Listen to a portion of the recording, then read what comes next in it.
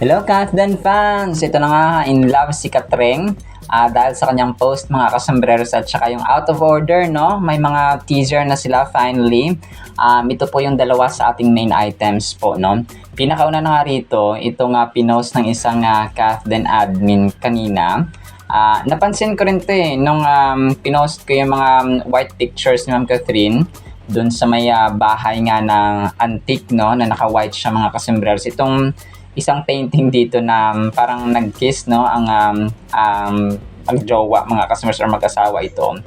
Tapos ang caption dito ng isang nung Kasdan admin mga kasambreros ay in love ba, no, si Catherine mga kasambreros, kasi nga ito ay naisali niya doon sa group of pictures doon sa pinost mga kasambreros ng part na kanyang AIA na endorsement mga kasambreros. Napansin ko rin to but I didn't pay too much attention dito sa diba English doon sa may dito sa may picture na ito mga kasambreros na kung saan nga nag-kiss, no, at saka parang mag-jowa or mag-aasawa ito mga kasambreros. Siguro ay konti na siplatan, no?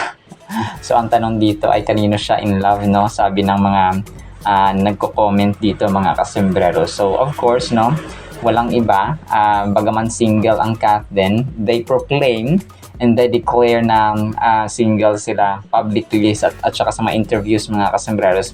But we know what's going on, what's happening privately mga kasambreros sa Kasdan nga po. So hayaan na natin na gano'n, no, na dito na secret sila mga kasambreros, private but not secret ang Kasdan. So napansin ko ito pero nag-focus ako dun sa mga pictures na bago na in-upload ni Ma'am Catherine mga kasambreros. So in love siya, no, in secret mga kasambreros. Kaya blooming na blooming, no, si phenomenal box office cinema queen. Itong isang picture niya ay nagpapakita ng sobrang glowing at blooming na blooming si attorney mga kasambreros. So ito ay parang part ng kanyang jewelry collections or ng V-jewelry na picture mga kasambreros, no. Sobrang ganda niya dito sa close-up na may mga beads, meron siyang sing-sing, may earring mga kasambreros, and parang bracelet, no, na beads mga kasambreros. So sobrang ganda niya, phenomenal box office cinema queen dito mga kasambreros. And then ito, so ito na nga fans, no, ito nga nagpa-picture sa Honda Giorno event mga kasambreros. So may dalawang fans dito. Actually medyo marami sila sa unang picture na group fee. Tapos yung pangalawa ay si ma'am na lang, no, yung nagpa-picture. So ito yung time na naka-brown si phenomenal box office cinema king mga kasambreros. And then parang hinanap siya talaga ng mga fans para magpa-picture, of course, no. It's an honor, a great chance mga kasambreros na makapapicture kaya BOK mga kasambreros.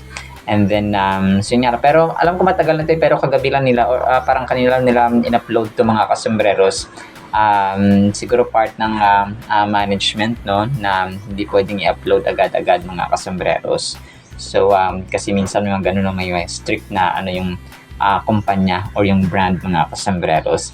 And then ito, so may panibagong may panibagong video na in-upload ang Ideal Vision nung ginawa ni Ma'am Catherine doon na endorsement video mga kasambreros. So iba ito dun sa nauna natin may in-upload pa mga kasambreros. So dito parang eye test din, no, or eye check up mga kasambreros ni Ma'am Catherine.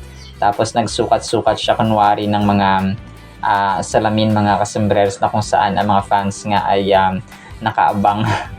Tapos pinaghawak pa sila ng baby mga kasambreros, no, si phenomenal box office cinema king, cinema queen mga kasambreros.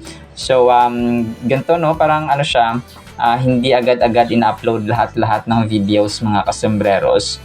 So ito yung time na naka-stripe nga siya, na black and white mga kasambreros. Tapos parang may mga maliban kay Justin na kanyang personal part ng kanyang glam team mga kasambreros ay ito siya, no, yung mga fans ay nagpa-picture kay attorney mga kasambreros.